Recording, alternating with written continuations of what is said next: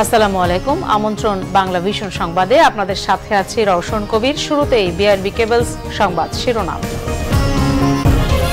রাজধানীর গুলশানে ডিএনসিসি মার্কেটে আগুনে পুড়ে গেছে কয়েকশো দোকান, বহুতল ভবনে অগ্নি নির্বাপন ব্যবস্থা দেখতে কাল থেকে অভিযান, জানালেন গণপূর্তমন্ত্রী।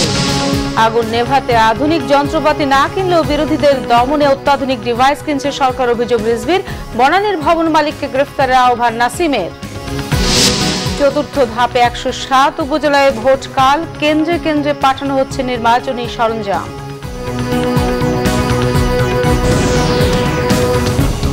দেখছিলেন বিআরবি কেবলস সংবাদ শিরোনাম, এবার বিস্তারিত। রাজধানীর বনানীর অগ্নিকাণ্ডের ক্ষত না শুকাতে আগুনে পুড়ল পাশের গুলশান ১ নম্বরের ডিএনসিসি মার্কেটের কাঁচা বাজার। শনিবার ভোর ৫:৩০টার দিকে অগ্নিকাণ্ডের ঘটনা ঘটে। ফায়ার সার্ভিস, সেনা, নৌ ও বিমান বাহিনীর ৩ ঘন্টার চেষ্টায় আগুন নিয়ন্ত্রণে আসে। কেউ হতাহত না হলেও আগুনে পুড়েছে শতাধিক দোকান। একই মার্কেটে ২ বছর আগে আগুন লাগার পর পরামর্শ না মানায় আবার অগ্নিকাণ্ডের ঘটনা ঘটল বলে মনে করে ফায়ার সার্ভিস। বহুতল ভবনে ফায়ার ফাইটিং ব্যবস্থা পরিদর্শনে কাল থেকে ১৫ দিনের অভিযান শুরু হবে বলে জানিয়েছেন গৃহায়ন ও গণপূর্তমন্ত্রী সম রেজাউল করিম। শনিবার ভোর ৫:৩০টার দিকে আগুন লাগে গুলশানের ডিএনসিসি মার্কেটের কাঁচা বাজারে। স্টেশনারি দোকানে পারফিউমের মতো দাহ্য পদার্থ থাকায় সেই আগুনের ব্যাপকতা বাড়তে থাকে। ধোঁয়ায় আচ্ছন্ন হয়ে পড়ে পুরো এলাকা। চোখের সামনে দোকান পুড়ে ছাই হওয়ার দৃশ্য দেখা ছাড়া কিছুই করার ছিল না ব্যবসায়ীদের।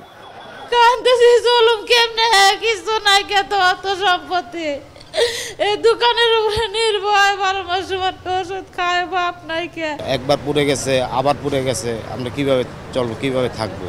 ফায়ার সার্ভিসের ২০টি ইউনিটের চেষ্টায় প্রায় ৩ ঘন্টায় আগুন নিয়ন্ত্রণে আসে। ফায়ার সার্ভিসের অভিযোগ, ২০১৭ সালে আগুন লাগার পর তাদের যে সুপারিশ ছিল তা মানা হয়নি।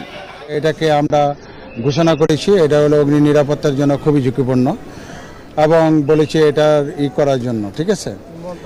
মন্ত্রণালয়, হ্যাঁ, আমরা এর বিরুদ্ধে এরা আবার রিট করে, যেটা এখন রিটে আছে, এটা আদালতের প্রক্রিয়াধীন আছে। এটা অগ্নিকাণ্ডের ঘটনাস্থল পরিদর্শন করেছেন ঢাকা উত্তর সিটি মেয়র আতিকুল ইসলাম। তিনি বলেন, মার্কেটটিতে অগ্নি নির্বাপনের কোনো ব্যবস্থা নেই। গার্মেন্টস ইন্ডাস্ট্রিকে যেভাবে আমরা নিরাপত্তার মধ্যে নিয়ে আসছি, বলয়ের মধ্যে আমাদের মার্কেট, আমাদের বাণিজ্যিক ভবন, আমাদের বাসাবাড়ি সবগুলোই কিন্তু এখন নিরাপত্তার মধ্যে আনার সময় হয়েছে। তবে এসব অভিযোগ মানতে নারাজ ব্যবসায়ীরা। তারা বলেন, সিটি কর্পোরেশন টাকা নিচ্ছে অথচ কোনো নিরাপত্তাই দিচ্ছে না।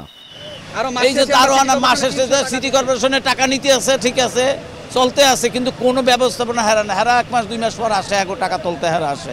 এর আগে মার্কেট পুরো সবকিছু শেষ হয়ে গেছে। এই মার্কেট আল্লাহর রাস্তায় প্রধানমন্ত্রী থেকে সরকারের সর্বস্তরের জনগণ আমাদের পাশে আসুক। গভর্নমেন্টের একটা সাবসিডি দেওয়া দরকার ছিল, সেই সাবসিডি বন্ধ আমাদেরকে দেয় নাই। কথা ছিল অনেক কিছু করবে, সেটা শুধু ওই কথার মতো রয়ে গেছে। দুর্ঘটনাস্থল পরিদর্শন করেন সরকারের বিভিন্ন পর্যায়ের কর্মকর্তারা। বহুতল ভবনগুলোতে দ্রুত অভিযান চালানোর কথা বলেন তারা। আমরা রাজুকের পক্ষ থেকে সিটি কর্পোরেশন যৌথভাবে আমরা উদ্যোগ গ্রহণ করেছি। ঢাকার এ জাতীয় ইমারতগুলিকে আমরা পরিদর্শন করে যে ইমারতগুলি পরিকল্পনার বাইরে হয়েছে অথবা প্রয়োজনীয় সকল ব্যবস্থা নাই, সেগুলোকে চিহ্নিত করে আমরা প্রয়োজনে সেগুলো ভেঙে ফেলব, অথবা মালিক পক্ষকে ইমারত নির্মাণের সকল বিধিবিধান সংযুক্ত করার পরে কার্যক্রম চালাতে দেব এবং ঘটনার সঙ্গে যারা জড়িত তাদের কাউকে ছাড় দেওয়া হবে না। যে সমস্ত দোকানের মালিক এবং ভাড়াটিয়া যারা আছেন তারা ক্ষতিগ্রস্ত হয়েছেন এবং এই ক্ষতির পরে আমার মনে হয় সবার মধ্যে একটা বোধোদয় না আসার কোনো কারণ নাই। ঢাকা শহরে যে সমস্ত বড় স্থাপনাগুলো আছে সব স্থাপনায় যে বিল্ডিংয়ে করার সময় তাদের ফায়ার সেফটি কোডটা প্রকৃতভাবে অনুসরণ করা হয়েছে, যেসব জায়গায় অনুসরণ করা হয় না ফায়ার সেফটি, সেগুলোকে আগামী ৩ মাসের মধ্যে ফায়ার সেফটি এটার নিরাপত্তা নিশ্চিত করার জন্য এটাকে একটা নির্দেশনা আসবে। অগ্নিকাণ্ডে কোনো হতাহতের খবর পাওয়া যায়নি। ৫ সদস্য তদন্ত কমিটি গঠন করেছে ফায়ার সার্ভিস। জিয়া খান, বাংলা ভিশন, ঢাকা। দর্শক, সিনিয়র রিপোর্টার ইমরুল কায়েস এই মুহূর্তে রয়েছেন গুলশান ডিএনসিসি মার্কেটের সামনে। আমরা এখন সরাসরি তার কাছ থেকে জানবো আগুনের সবশেষ পরিস্থিতি। কায়েস, ডিএনসিসি মার্কেটে উদ্ধার অভিযানের সবশেষ কি খবর আছে আপনার কাছে, আমাদের জানাবেন। ধন্যবাদ রওশন। রওশন, আপনি জানেন যে ডিএনসিসি লাগোয়া যে কাঁচা বাজার রয়েছে এই বাজারে আসলে আগুন লেগেছিল ভোর রাতে। তো সকাল 8:30টার দিকেই সেই আগুন নিয়ন্ত্রণে আসে। এই কারণে এখন যে উদ্ধার তৎপরতা সেটি কিন্তু আগুন নেভানো কেন্দ্রিক না। এখানে যে ফায়ার ফাইটাররা ছিলেন যারা দায়িত্ব পালন করেছেন তারা অনেক আগেই স্থান ত্যাগ করেছেন। তবে আগুন নেভানোর কাজে যে সমস্ত স্বেচ্ছাসেবক ছিল তারা আছেন। এর পাশাপাশি এই পুরো কাঁচা বাজার এলাকা আইনশৃঙ্খলা রক্ষাকারী বাহিনী অর্থাৎ পুলিশ সদস্যরা ঘিরে রেখেছেন। তারা অন্যান্য মানুষদের ঢুকতে দিচ্ছে না। যারা এই বাজারে ব্যবসা করতেন তারাই আসলে মূলত তাদেরকে ঢুকতে দেওয়া হচ্ছে এবং তারা এই কাঁচা বাজারে এসে যে ধ্বংসস্তূপ রয়েছে, আগুনের পর যে পোড়া জিনিসপত্র পড়ে রয়েছে তার মধ্যে থেকে তারা আসলে তাদের দোকানে বা তাদের যে জিনিসপত্রগুলো অবশিষ্ট রয়েছে সেগুলো খুঁজে বের করার চেষ্টা করেছেন। তো আমি কাঁচা বাজারের ভেতরে ঘুরে দেখার চেষ্টা করেছি। কিছু কিছু জায়গায় এখনও আপনার ধোঁয়া উঠছে কিন্তু আগুন আর কোথাও নেই। যারা এই বাজারে ব্যবসা করতেন সেই ব্যবসায়ীরাই মূলত এখন এখানে উদ্ধার অভিযান চালাচ্ছেন। পাশাপাশি আমরা আরেকটা জিনিস দেখছি যে কাঁচা বাজারের সামনে যে গুলশান শপিং সেন্টার আছে এই কাঁচা বাজার লাগোয়া বেশ কয়েকটি দোকান পুড়ে গেছে। তো সেখানেও যারা ব্যবসায়ী ছিলেন তারা তাদের অবশিষ্ট জিনিসপত্র বের করে নেওয়ার চেষ্টা করছেন। আরেকটি বিষয় হচ্ছে যে এই কাঁচা বাজার এবং গুলশান শপিং সেন্টার মাঝ দিয়ে আমরা বেশ কিছু বৈদ্যুতিক তার সহ অনেক ধরনের তার দেখতে পাচ্ছি। তো সেইগুলো মেরামতের কাজ চলছে। আমরা দেখতে পাচ্ছি যে কিছু সিটি কর্পোরেশনের লোকজন এবং অন্যরা উদ্ধার তৎপরতা চালাচ্ছেন। তার পাশাপাশি কাঁচা বাজারের আশপাশ দিয়ে প্রচুর সংখ্যক উৎসুক মানুষ রয়েছে, তাদের কিন্তু প্রবেশ করতে দেওয়া হচ্ছে না। আইনশৃঙ্খলা রক্ষাকারী বাহিনীর সদস্যরা তাদের ঢুকতে দিচ্ছে না। আপনি জানেন যে বনানীর অগ্নিকাণ্ডের পরপরই আসলে একদিন পরেই এই ঘটনাটি ঘটেছে।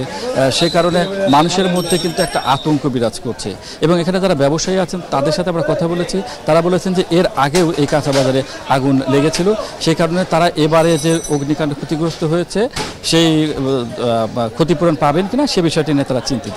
তো মোটামুটি এখানকার পরিস্থিতি এখন আগুন নিয়ন্ত্রণে এবং যারা ব্যবসায়ী আছে তারাই আসলে মার্কেটের মধ্যে তাদের জিনিসপত্র উদ্ধার করার চেষ্টা করছেন। এই ছিল রওশন এখানকার সর্বশেষ পরিস্থিতি। ধন্যবাদ কায়েস আপনাকে। ডিএনসিসি মার্কেটের সামনে থেকে যোগ দিয়েছিলেন আমাদের সিনিয়র রিপোর্টার ইমরুল কায়েস। বিএনপির সিনিয়র যুগ্ম মহাসচিব রুহুল কবির রিজভী অভিযোগ করেছেন আগুন নেভাতে ও মানুষের জীবন বাঁচাতে আধুনিক যন্ত্রপাতি কেনা না হলেও বিরোধী দল দমনে অত্যাধুনিক অস্ত্র ডিভাইস কিনেছে সরকার। নয়াপল্টনে এক সংবাদ সম্মেলনে তিনি অভিযোগ করেন। রিজভী বলেন আগুনে পুড়ে মানুষ মারা যাওয়ার দায়ভার এই সরকারকে নিতে হবে। 22 তলা ভবনে আগুন নেভানোর সরঞ্জাম নেই, অথচ দেশ উন্নয়নের মহাসড়কে বলে চাপাবাজি চলছে বলে জানান তিনি। রিজভী বলেন সরকার দুর্নীতির মহাসড়কে হাঁটছে বলে সাধারণ মানুষের এত লাশের স্তূপ। বিএনপির সিনিয়র যুগ্ম মহাসচিব বলেন মহাকাশে স্যাটেলাইট পাঠিয়ে মহাকাশ জয় করেছে, অথচ মানুষ বাঁচানোর কোনো আগ্রহ সরকারের নেই। উচ্চ আদালতের স্টে অর্ডার কিংবা নিষেধাজ্ঞা সরকারের দুর্নীতি দমনে অন্তরায় বলে মন্তব্য করেছেন আওয়ামী লীগের প্রেসিডেন্ট সদস্য 14 দলের মুখপাত্র মোহাম্মদ নাসিম। তিনি বলেন এর ফলে সরকারের ভালো উদ্যোগ ব্যাহত হয়। দুপুরে ঢাকা মেডিকেল কলেজের বার্ন ইউনিটে বনানীর অগ্নিকাণ্ডে আহতদের দেখতে গিয়ে মন্তব্য করেন মোহাম্মদ নাসিম। বলেন বিল্ডিং কোড না মেনে ভবন তৈরি করায় মালিককে চিহ্নিত করা গেছে, তাকে গ্রেফতার করে শাস্তি নিশ্চিত করতে হবে যেন অন্য ভবন মালিকরা এই শাস্তি দেখে সতর্ক হয়। রাজুকের কিছু কর্মকর্তা দুর্নীতি করে এসব অপকর্মকে উৎসাহিত করেছে, তাই তদন্ত করে ব্যবস্থা নেওয়ার তাগিদও দেন 14 দলের এই নেতা। চতুর্থ ধাপে 107 উপজেলায় ভোটকাল। এই ধাপে 39টি উপজেলায় চেয়ারম্যান হয়েছেন বিনা ভোটে। স্থগিত করা হয়েছে 6টি উপজেলা নির্বাচন আর 15 উপজেলার সব পদে একক প্রার্থী থাকায় ভোট লাগবে না। ময়মনসিংহে কেন্দ্রে কেন্দ্রে পাঠানো হচ্ছে নির্বাচনী সরঞ্জাম। জেলার 10 উপজেলায় নির্বাচন অনুষ্ঠিত হবে। এর মধ্যে সদর উপজেলায় ভোট নেওয়া হবে ইভিএম-এ। নগরীর টাউন হল জিমনেশিয়াম থেকে সদর উপজেলার 100টি ভোট কেন্দ্রে ইভিএম মেশিন পাঠানো হয়েছে। পটুয়াখালীর 7 উপজেলায় ভোট গ্রহণের সব প্রস্তুতি সম্পন্ন করেছে নির্বাচন কমিশন। কেন্দ্রগুলোতে পাঠানো হচ্ছে নির্বাচনী উপকরণ। নোয়াখালীর 7 উপজেলার 4টিতে বিনা প্রতিদ্বন্দ্বিতায় চেয়ারম্যান নির্বাচিত হয়েছেন। সকালে নির্বাচন সংশ্লিষ্টদের কাছে সরঞ্জাম বিতরণ করেন রিটার্নিং কর্মকর্তা। এছাড়া ব্রাহ্মণবাড়িয়ার 9 উপজেলার 7টির সবকটি কেন্দ্রে পৌঁছে দেওয়া হয়েছে নির্বাচনী সরঞ্জাম। যশোরের 691টি কেন্দ্রে 16,111 জন প্রিজাইডিং অফিসার, সহকারী প্রিজাইডিং অফিসার এবং পোলিং অফিসার নিয়োগ করা হয়েছে। এছাড়া টাঙ্গাইল, পিরোজপুর, বাগেরহাটের বিভিন্ন কেন্দ্রে পাঠানো হয়েছে ব্যালট পেপার সহ নির্বাচনী সামগ্রী। চলতি অর্থবছরে ফেব্রুয়ারি মাসে 100টি জাহাজ ভিড়েছে মংলা সমুদ্র বন্দরে। সৃষ্টি হয়েছে নতুন রেকর্ড। বন্দরে ক্রমাগত সাফল্যের ধারা অব্যাহত রাখতে নতুন নতুন প্রকল্প হাতে নিয়েছে বন্দর কর্তৃপক্ষ। তবে ব্যবসায়ীরা বলছেন জাহাজ আসার সংখ্যা বাড়লেও বাড়েনি সুযোগ সুবিধা। 2001 সাল থেকে 2005 সাল পর্যন্ত মংলা বন্দরে বছরে গড়ে জাহাজ ভিড়েছে মাত্র 70 থেকে 80টি। 2012-13 অর্থ বছরে 282টি জাহাজ। এরপর 2016-17 অর্থ বছরে এসে সেই সংখ্যা দাঁড়ায় 623টিতে। 2017-18 অর্থ বছরে 784টি, আর চলতি অর্থ বছরের ফেব্রুয়ারি পর্যন্ত 646টি জাহাজের আগমন ঘটেছে মংলা বন্দরে।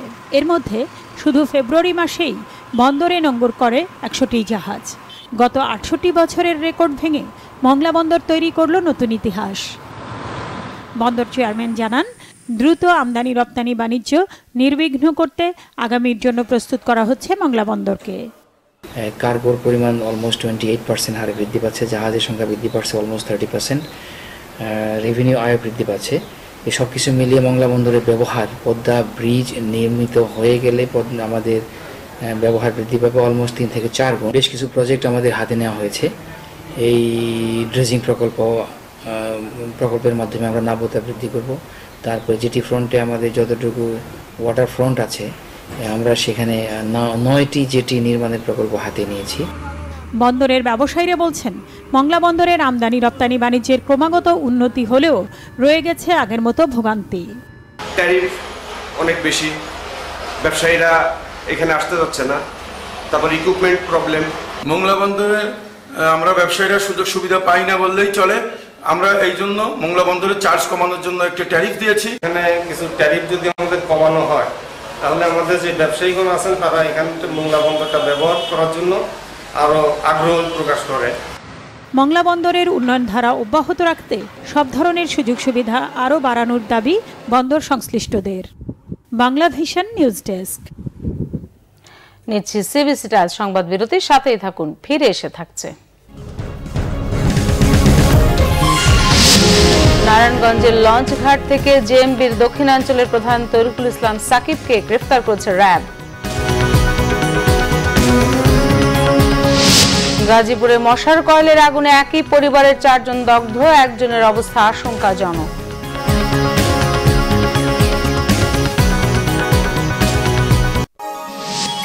আপনারা দেখছেন বাংলা ভিশন সংবাদ। স্বাগত আরেকবার বাংলা ভিশন সংবাদে। নারায়ণগঞ্জের লঞ্চঘাট থেকে জেএমবির দক্ষিণাঞ্চলের প্রধান তরিকুল ইসলাম সাকিবকে গ্রেফতার করেছে র্যাব। শুক্রবার রাতে তাকে গ্রেফতার করা হয়। এই সময় তার কাছ থেকে নাশকতার কাজে ব্যবহৃত বিভিন্ন সরঞ্জাম উদ্ধার করা হয়েছে। র্যাব 11 এর সিও লেফটেন্যান্ট কর্নেল কাজী শামসের উদ্দিন সংবাদ সম্মেলনে গণমাধ্যমকে তথ্য জানান। সাকিবের বিরুদ্ধে ঢাকা ও নারায়ণগঞ্জ সহ দেশের বিভিন্ন জেলায় সন্ত্রাস বিরোধী ও বিস্ফোরক আইনে 8টি মামলা রয়েছে। তিনি আরও জানান, সাকিব 2017 সাল থেকে যশোর, খুলনা, বাগেরহাট, বরগুনা ও পিরোজপুর সহ বিভিন্ন জেলায় জেএমবির দাওয়াতি শাখার প্রধান হিসেবে কর্মী বাড়ানোর দায়িত্ব পালন করে আসছে। গত 2 বছর ধরে ঢাকা ও নারায়ণগঞ্জের বিভিন্ন জায়গায় আত্মগোপনে ছিল সাকিব। গাজীপুরে মশার কয়েল থেকে আগুনে একই পরিবারের 4 জন দগ্ধ হয়েছেন। পুলিশ জানায়, চক্রবর্তী এলাকায় আব্দুল জলিলের বাড়িতে গতরাতে দুর্ঘটনা ঘটে। দগ্ধরা হলেন আব্দুল জলিল, তার ছেলে ইয়াসিন মাহমুদ, মেয়ে জিয়াসমিন ও জামাতা আবুল হাসান। রাতে মশার কয়েল জ্বালানোর সময় জিয়াসমিনের কাপড়ে আগুন ধরে যায়। মুহূর্তে আগুন পুরো রুমে ছড়িয়ে পড়ে। এ সময় তাদের উদ্ধারে গেলে দগ্ধ হন গৃহকর্তা আব্দুল জলিল। উন্নত চিকিৎসার জন্য দগ্ধদের ঢাকা মেডিকেলে আনা হয়েছে। এদের মধ্যে জিয়াসমিনের অবস্থা আশঙ্কাজনক। তার শরীরের 87% পুড়ে গেছে বলে জানিয়েছেন চিকিৎসক। বাকি 3 জনকে প্রাথমিক চিকিৎসা দেওয়া হয়েছে। নোয়াখালীতে বাসের চাপায় সিএনজি যাত্রী মা মেয়ে সহ 4 জন নিহত হয়েছে। পুলিশ জানায়, দুপুর 2:30টায় ফেনী থেকে ছেড়ে আসা সুগন্ধা সার্ভিসের একটি যাত্রীবাহী বাস একলাসপুর বাজারে যাত্রী নামানোর জন্য থামার সময় একটি সিএনজি চালিত অটোরিকশাকে চাপা দেয়। এতে ঘটনাস্থলে নিহত হয় খাদিজা, কামরুন নাহার পলি, মুজাহিদ ও ওহিদুজ্জামান শাকিল। আহত হয় একজন, তাকে উন্নত চিকিৎসার জন্য ঢাকায় পাঠানো হয়েছে। এবার ব্যবসা বাণিজ্য সহ আরো কিছু অনুষ্ঠানের খবর নিয়ে রয়েছে একটি ডেস্ক রিপোর্ট। ডাক, টেলিযোগাযোগ ও তথ্য প্রযুক্তি মন্ত্রী মুস্তাফা জব্বার বলেছেন, সরকারি পরামর্শে প্রযুক্তি ব্যবহার করে অগ্নিকাণ্ড প্রতিরোধ করা সম্ভব। শনিবার দুপুরে রাজশাহী হাইটেক পার্ক পরিদর্শন শেষে সাংবাদিকদের এক প্রশ্নের জবাবে তিনি আরও বলেন, শিথিলতার কারণে বহুতল ভবন নির্মাণে অনেক অনিয়ম হয়েছে, তবে যারা বিল্ডিং কোড অমান্য করছেন তাদের বিরুদ্ধে সরকার কঠোর ব্যবস্থা নেবে। নৌপরিবহন প্রতিমন্ত্রী খালিদ মাহমুদ চৌধুরী বলেছেন, বুড়িগঙ্গাকে বাঁচাতে হলে ড্রেজিং জরুরি, কিন্তু বুড়িগঙ্গার তলদেশে যে পরিমাণ পলিথিন সহ অন্যান্য ময়লার স্তূপ জমেছে তা পরিষ্কার করতে হলে স্পেশাল ড্রেজারের প্রয়োজন। সকাল 9:30টায় সদরঘাট টার্মিনালে এমভি সুন্দরবন 10 লঞ্চে নৌ নিরাপত্তা সপ্তাহ পালন ও নৌ র্যালির উদ্বোধন অনুষ্ঠানে তিনি একথা বলেন। জনশক্তি কর্মসংস্থান ও প্রশিক্ষণ ব্যুরোর মহাপরিচালক মোহাম্মদ সেলিম রেজা জানিয়েছেন, সরকারিভাবে দেশের সকল টিটিসির মাধ্যমে আগামীতে জাপানে 1800 ড্রাইভার নিয়োগ দেয়া হবে, যেখানে নামমাত্র মূল্যে খরচ হবে মাত্র 2,05,000 টাকা। রংপুরে এক সম্মেলনে এ তথ্য জানান তিনি। আগামী 3 এপ্রিল প্রধানমন্ত্রী শেখ হাসিনা সিরাজগঞ্জ অর্থনৈতিক অঞ্চল নির্মাণ কাজের আনুষ্ঠানিক উদ্বোধন করবেন। এ উপলক্ষে অনুষ্ঠিত অবহিতকরণ ও মতবিনিময় সভায় ইকোনমিক জোনের পরিচালক শেখ মনোয়ার হোসেন বলেন, সদরের সয়দাবাদ ও বেলকুচির রাজাপুরে 3,200 কোটি টাকা ব্যয়ে এই ইকোনমিক জোন প্রতিষ্ঠিত হচ্ছে। ঠাকুরগাঁও পলিটেকনিক ইনস্টিটিউটের দ্বিতীয় শিফটের শিক্ষার্থীদের ক্লাস বন্ধের প্রতিবাদে বিক্ষোভ মিছিল ও সড়ক অবরোধ করেছে সহস্রাধিক শিক্ষার্থী। সকালে কলেজের সামনে সড়ক অবরোধ করে তারা বিক্ষোভ মিছিল করে, পরে জেলা প্রশাসকের হস্তক্ষেপে শিক্ষার্থীরা কর্মসূচি প্রত্যাহার করে নেয়। এদিকে দ্বিতীয় শিফটে নিয়মিত ক্লাস এবং ছাত্রাবাস নির্মাণ সহ 5 দফা দাবিতে বিক্ষোভ ও মানববন্ধন করেছে চাঁপাইনবাবগঞ্জ পলিটেকনিক ইনস্টিটিউটের শিক্ষার্থীরা। বিএনপি চেয়ারপারসন বেগম খালেদা জিয়ার মুক্তির দাবিতে প্রতীকী অনশন কর্মসূচি করেছে চট্টগ্রাম মহানগর বিএনপি। নগরীর দলীয় কার্যালয় নাসিমন ভবনের সামনে এ কর্মসূচি হয়। এদিকে বেগম খালেদা জিয়ার মুক্তির দাবিতে একই কর্মসূচি করেছে ঝিনাইদহ জেলা বিএনপিও। গত 24 মার্চ অনুষ্ঠিত সাতক্ষীরার তালা উপজেলা পরিষদ নির্বাচনের ফলাফল ব্যালট যাচাই বাছাই ও পুনরায় ভোট গণনার দাবিতে সংবাদ সম্মেলন করেছে উপজেলা মুক্তিযোদ্ধা সংসদের সাবেক ডেপুটি কমান্ডার মোহাম্মদ আলাউদ্দিন জোয়ারদার। দুপুরে সাতক্ষীরা প্রেস ক্লাবে সংবাদ সম্মেলন করা হয়। নাসরিন গীতি, বাংলা ভিশন নিউজ ডেস্ক। সংবাদ শেষ করব বিআরবি কেবল শিরোনামগুলো আরেকবার জানিয়ে। রাজধানী গুলশানে ডিএনসিসি মার্কেটে আগুনে পুড়ে গেছে কয়েকশো দোকান, বহুতল ভবনে অগ্নি নির্বাপন ব্যবস্থা দেখতে কাল থেকে অভিযান, জানালেন গণপূর্ত মন্ত্রী। আগুন নেভাতে আধুনিক যন্ত্রপাতি না কিনলেও বিরোধীদের দমনে অত্যাধুনিক ডিভাইস কিনছে সরকার, অভিযোগ রিজভির। বনানীর ভবন মালিককে গ্রেফতারের আহ্বান নাসিমের। চতুর্থ ধাপে 107 উপজেলায় ভোট কাল, কেন্দ্রে কেন্দ্রে পাঠানো হচ্ছে নির্বাচনী সরঞ্জাম।